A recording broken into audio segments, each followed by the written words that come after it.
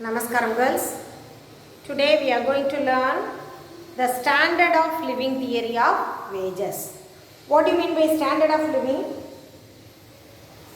What do you mean by that? That means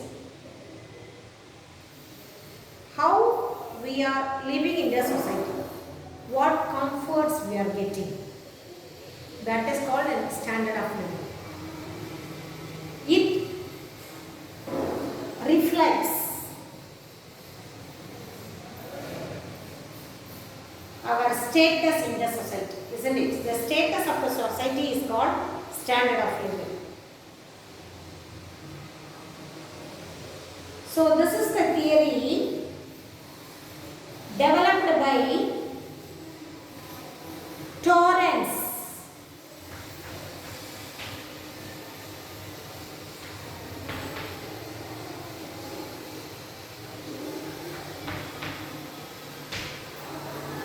It is developed by an economist, Torrance, and it has improved and the refined version of the subsistence theory. It is an improved and a refined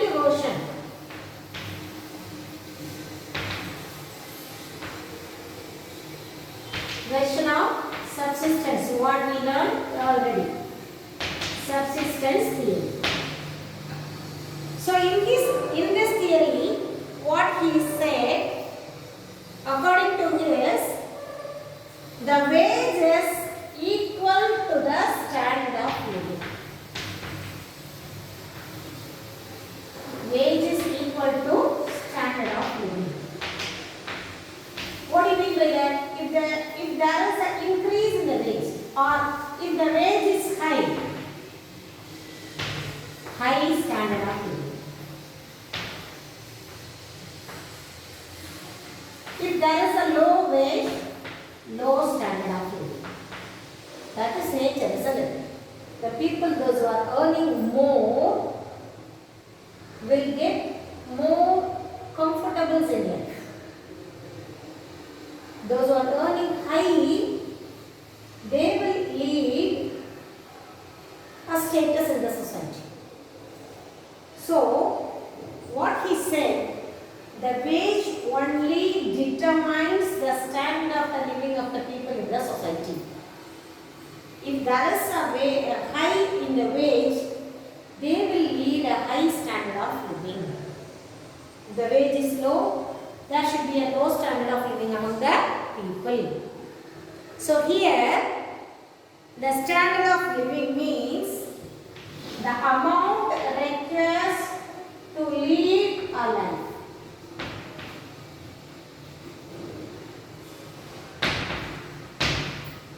Or the amount requires to amount necessary to maintain the labors, or amount requires to maintain their life, lead their life, whatever, survive, for their survival is called that is called standard of living.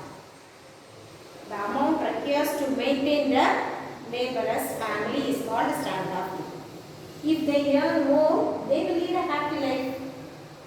If they earn less, they cannot afford all the things, isn't it? So the things which they wanted to get should be afforded by them with the earnings what they are getting. So that is called standard of living.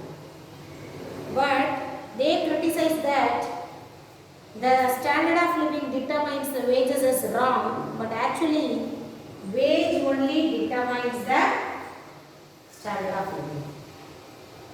What they said, if the standard of living is high, wage is high.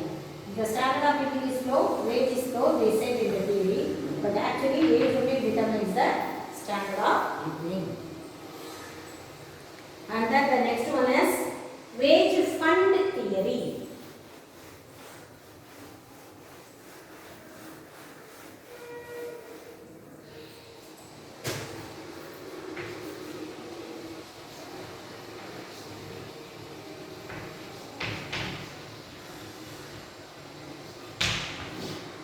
Wage fund theory given by J.S. Mill.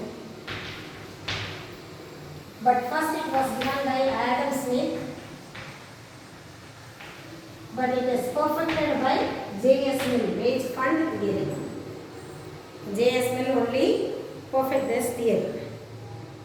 So what he said in this theory? All the employers or each and every employer, they will keep a given amount of capital for the payment of wage. So that means the business people or the owners or the employers keep an amount or fund to pay wage.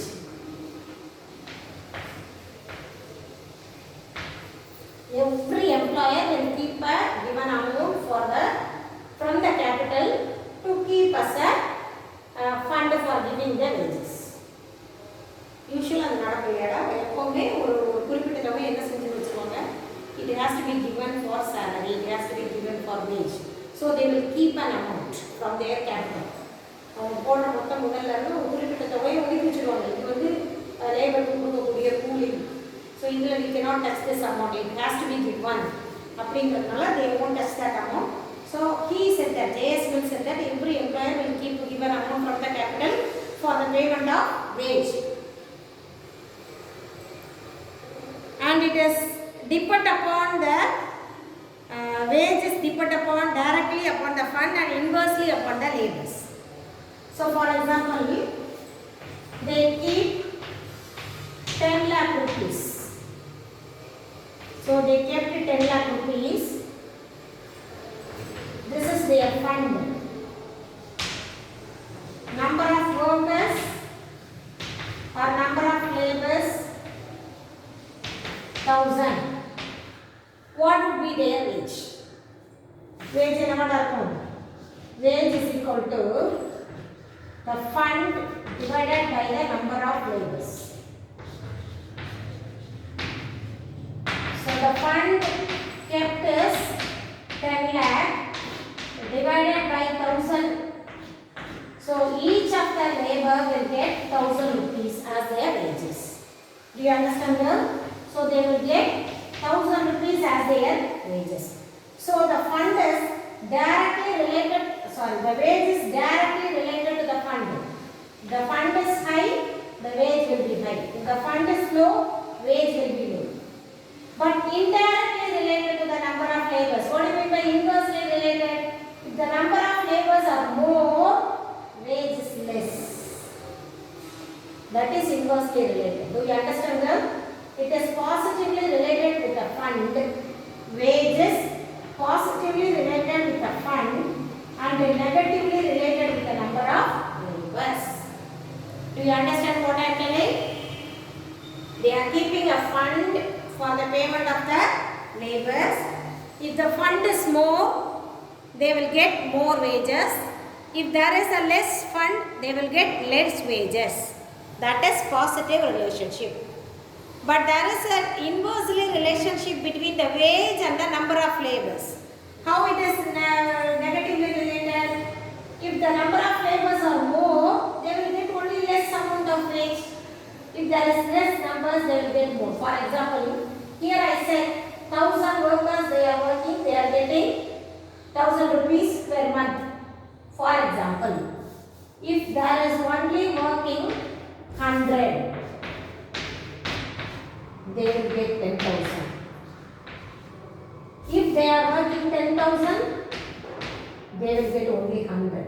So, there is an inverse negative relationship between the wage and the number of laborers. Do you understand this? So, if there is a number of, if there is an increase in the number of laborers, they will get less wage. If the number of laborers are less, they will get more wages. So, this is called wage fund theory. And the next one is residual climate theory of wages. These are all small theories they have given. Try to understand the concept, only then you can easily answer the questions, because everything is related to wages, so don't get confused. Residual.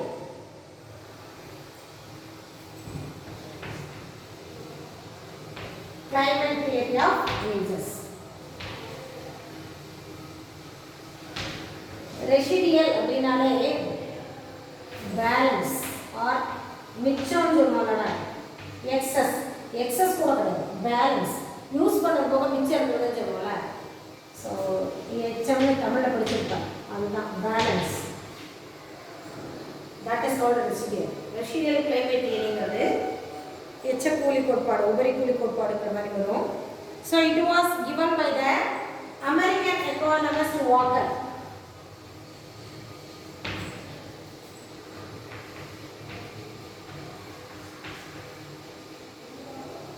So it was given by the American economist Walker in the year 1875.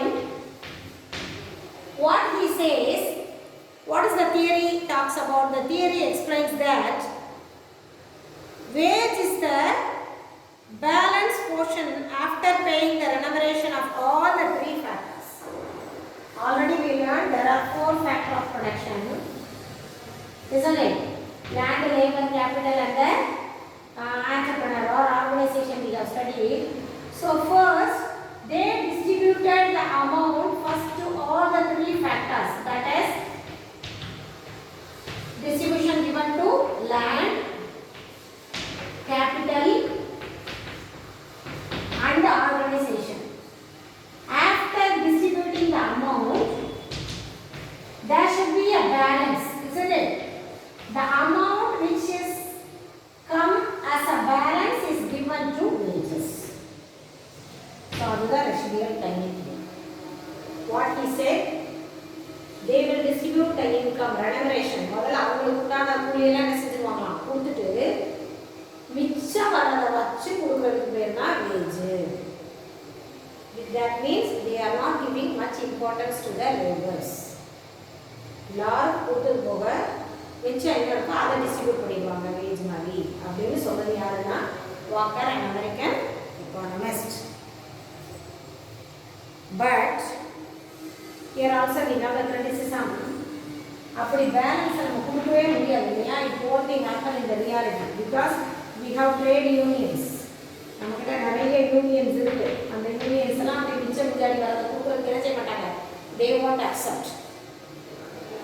So this theory does not explain the existence of the trade unions. And also the demand side of the labor in the determination of wage needs to be considered. இல்லையா? Labour எந்த அளவுக்கு டிமாண்ட்ங்கிறத பற்றி பேசணும். Demand of labour கூட வந்து automatically wage will be increased. So it has to be considered. அதெல்லாம் பற்றி இந்த தியரி பேசலை அப்படின்னு கிரிட்டிசைஸ் பண்ணுறாங்க. Residual climate theory. And then the next one is marginal productivity theory.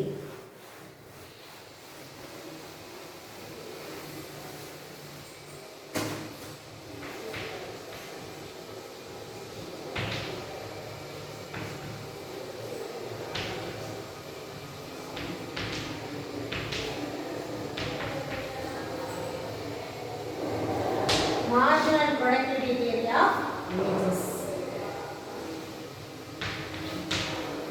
Marginal productivity theory of wages.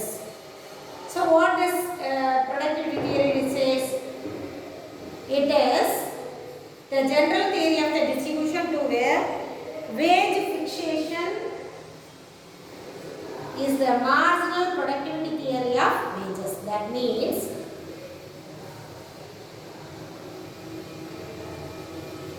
the wage should be equal to the marginal productivity of the labor.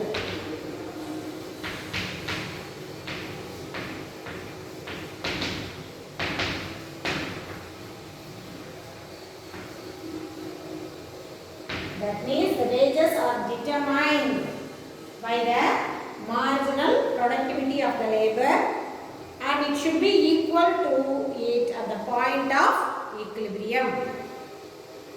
So under that perfect competition, the wage is paid equal to the marginal product of labor. That means wage is equal to marginal productivity of labor. And then This can be happened in the perfect competition they are given. Under perfect competition, they will obtain the equilibrium point where the marginal productivity is equal to the wages. So the wage is equal to the marginal productivity of labor, but in real world there is no perfect competition. Often I am insisting, isn't it? Perfect competition, homogeneous price should be equal, uniform price, same product, size, free exit, no restriction, no government intervention. All features of perfect competition. But in the real world, there is no perfect competition at all. There should be always imperfect competition, isn't it? There is always imperfect competition in the world, prevails in the world. So under the imperfect competition, what is happening? There should be an exploitation of labor, isn't it? There should be an exploitation of labor. சுரண்டுறாங்க முதலாளிகள் வந்து அவங்களை நிறைய வேலை வாங்குறாங்க. Marginal ப்ரொடக்டிவிட்டிங்கிறதே வரல. They are working more and more to get less wage. அவங்க எவ்வளோ வேலை பார்க்குறாங்களோ அதுக்கு தக்கன கூலி கொடுக்கணும். But in the real world, it is not happening. The laborers are working more and more, but they are getting less payment, isn't it? So there is an exploitation of labor, and the wage is less than marginal productivity. So the marginal productivity of theory says the wages is determined by the marginal productivity of the labor. Under perfect competition, wage is equal to marginal productivity of labor. But in the real world, there is no perfect competition. Only the imperfect competition is prevailing in the world. So the laborers are working more for less wage. The productivity is not equal to the wage in the real world. So with this, we come to the end of all the wage theories. Then we will start with the theory of the third factor, interest. Okay, and then we will learn the theory of profit. So first we will move on to the theory of interest. What do you mean by interest, girls? The interest is made by a borrower to the lender for the money borrowed, isn't it? So that is called interest.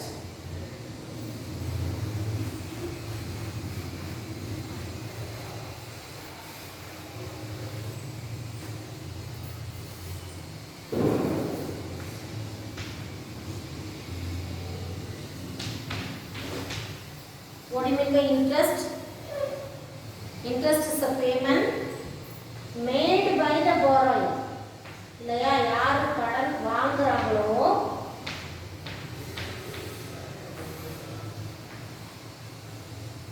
to the lender. கடன் கொடுக்குறவங்களுக்கு, நம்மளுக்கு கொடுத்தவங்களுக்கு கொடுக்குறது இல்லையா. கடன் வாங்கினவங்க நமக்கு யார் கடன் கொடுத்தாங்களோ அவங்களுக்கு நம்ம என்ன செய்வோம்? We are giving a reward for giving this money. So that is called interest. வட்டி கோட்பாடு, வட்டின்னு. So it is the reward paid by the borrower for you to the lender for using the capital. So we have two kinds of interest, that is gross interest and net interest.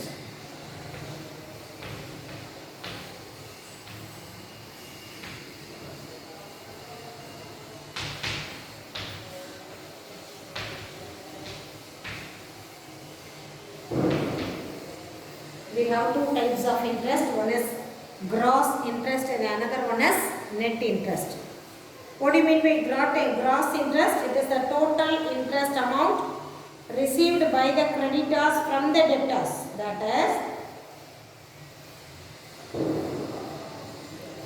gross interest is equal to net interest plus the reward for the inconvenience plus insurance against the risk of non-repayment plus payment for the service of debt management.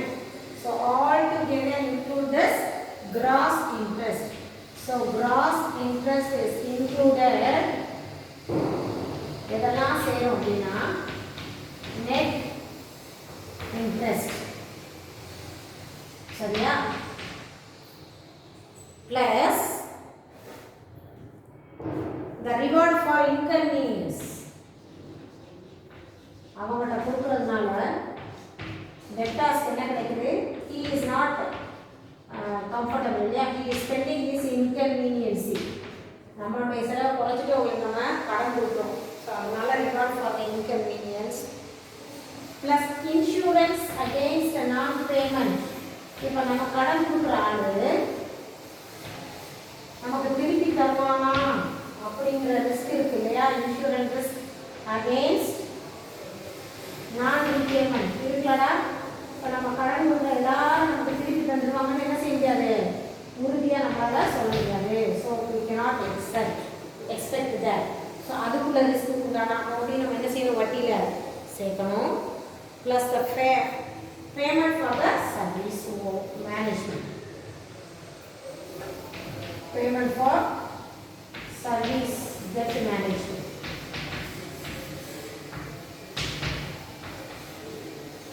இப்போ ஒருவேளை கடன் கொடுத்தனா வீட்டுக்கு வாரம் போய் மாதம் போய் வட்டி வாங்க கொண்டு போகவே உன்னோட கன்வீனியன்ஸ் சார்ஜஸ்லாம் இருக்குல்ல, வண்டியில் போகிற ஸ்பெண்ட் பண்ணுற, வாரம் போய் வாங்குறீங்க, இல்லை மாதம் போய் வாங்குறீங்க, அலையிறீங்க, இதுக்கு உண்டான சார்ஜஸ் இதெல்லாம் சேர்ந்தானா இன்ட்ரெஸ்ட். எதுக்கெல்லாம் வேணும், net interest plus reward for inconvenience. நம்மளுடைய செலவுகளை இதை குறைச்சிட்டு நம்ம என்ன செய்யணும், கடன் கொடுக்குறோம். அவங்கள்ட்ட திருப்பி நமக்கு வருமானு தெரியாது. அப்போ அதுக்கு உண்டான ஒரு ரிஸ்க் அமௌண்ட்டு என்ன செய்யணும், அதில் இன்ட்ரெஸ்ட்டில் சேர்க்கணும்.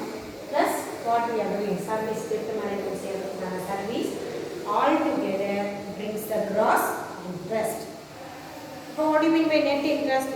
It is only a part of the gross interest தான். That is, net interest is the interest payable for government securities. Net interest க்கு example என்னன்னு பார்த்தீங்கன்னா government securities க்கு கொடுக்குற interest எல்லாமே net interest வரும். So it is a part of gross interest and it is a good example பார்த்தீங்கன்னா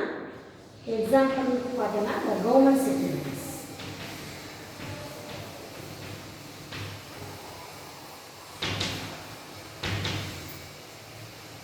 So interest is the reward payment paid by the borrower to the lender for using the capital படிச்சுப்போம். Then we have two types of interest சொல்லியிருக்கிறேன். One is gross interest, another one is net interest. Gross interest included net interest plus reward for inconvenience and insurance risk against the non-repayment and also the payment for service in படிச்சோம். Net interest is a part of gross interest and the best example is government securities. So then we are going to see the theories of interest in the next class. There are more than 5 or 6 theories are there. 3 theories: subsistence theory or waiting theory, psychological theory or the AGO theory of interest, and the loanable fund theory or neoclassical theory. So then we have the liquidity preference theory of interest, monetary economics, and meaning of liquidity, everything we have to learn. So the interest theory moves on in a very long way. So let me explain in the next class. Till that, let me wind up this session. So after watching the video, read the book pages. Only then you can understand. If you watch the video carefully, you can understand. For better understanding, if you read the lesson then and there, you will understand the lesson easily. Then you will catch the points. So with this, let me wind up this class. In the next class, I will teach you the theories of interest. Thank you, girls.